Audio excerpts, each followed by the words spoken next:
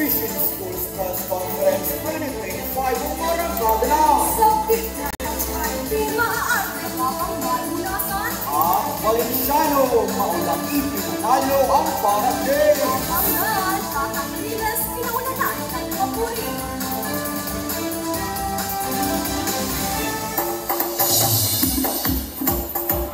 Magandang araw, Pilipinas! Maupay na adlaw kalbayo, nagparay sa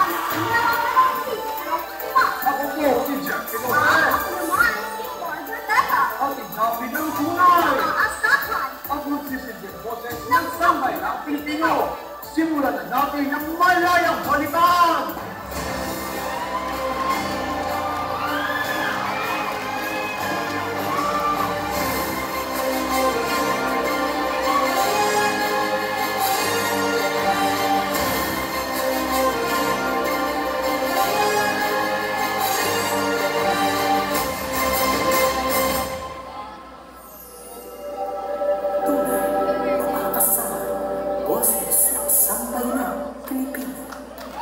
Opisyal niyang pinuksan ng Division Schools Press Conference sa Oquendo National High School. At live mula sa Oquendo National High School, Isara, Pilipino. narito ako ngayon sa Oquendo National High School ngayong ikalawang araw ng Division Schools Press Conference kung saan tampok ang releases sa mga secondary, individual, and group categories.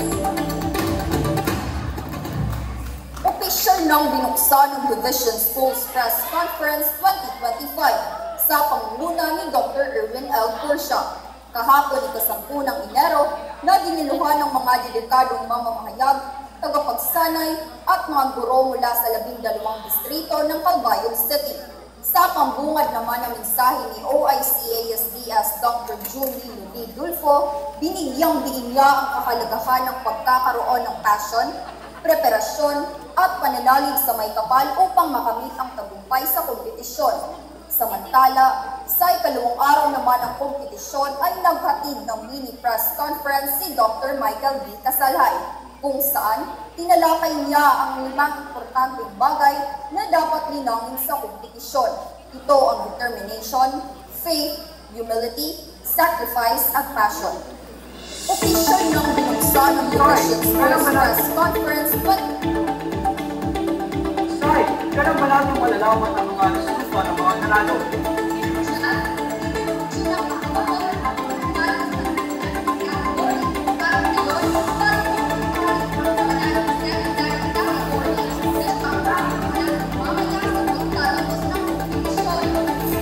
Maraming salamat, Sai!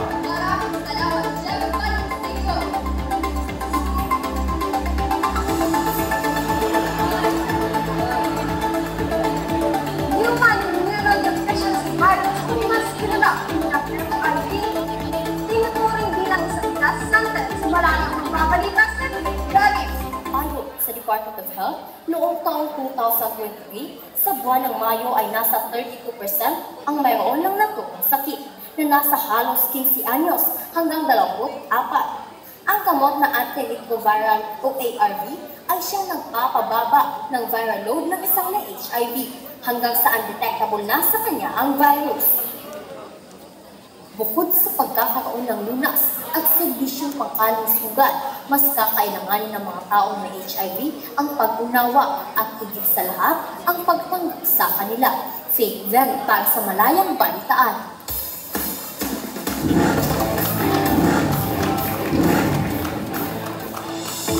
Maulang pinanalo ni Nicole Valenciano ang Para Games laban sa great athlete na si Cham Chavez.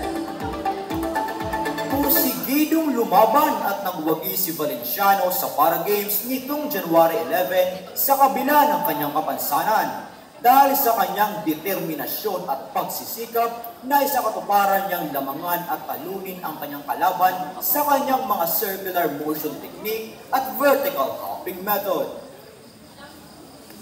Pahayag pa ni Valenciano, hindi niya maaabot ang kanyang nais kung hindi siya maniniwala sa kanyang sarili. Susunod!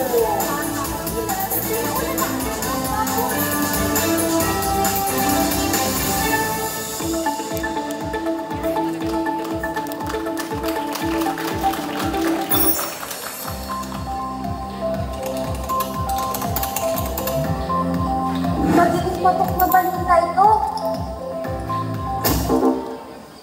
Sa panahon ngayon, laganap na ang fake news. Kaya sa pagiging updated sa balita, siguraduhin natin na ang ating pinagkukuha ng impormasyon ay maaasahan, tumpak at patas para sa publiko. Responsableng periodismo sa bawat Pilipino.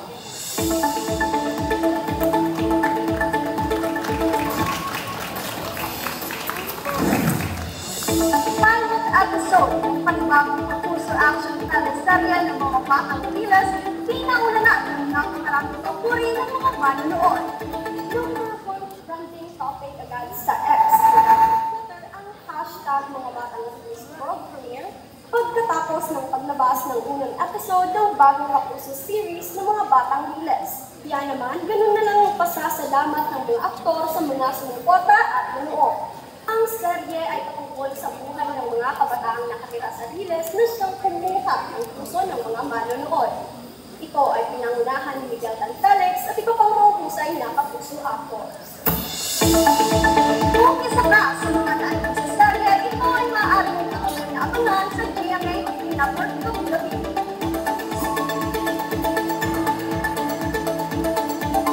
At para sa karagdagang updates, bisitahin nyo na ang website www.balitangmalayan.com.ph.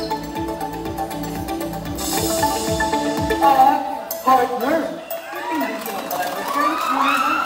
Yes, partners! Pangalan ng buong news team, kami po ay binabati ng makapulang Lunar New Year sa inyong lahat. Okay, partner mga kamalaya. At ito ang mga balitang nakaalam namin sa oras